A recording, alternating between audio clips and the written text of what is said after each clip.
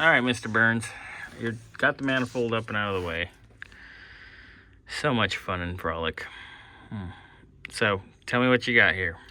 So, I mean, obviously you can tell it's wet underneath. Yeah. Yeah, that's a no-brainer.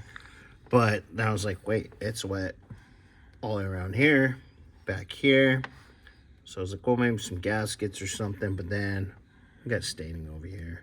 Yeah, it's wet at the primary water pump, not just the auxiliary pump that we were at prior. So, now that this is apart, We found a lot more shit. yeah, but it was leaking in multiple places. The problem is if it's leaking in all those places, it's still going to leak water no matter what we fix. So it needs to be fixed correctly.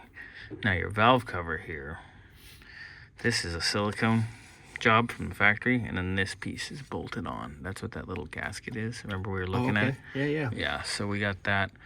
I gotta get you to get that too. But Donnie, there's a lot going on here, bud. This is, remember I told you no more Volkswagens? This is why.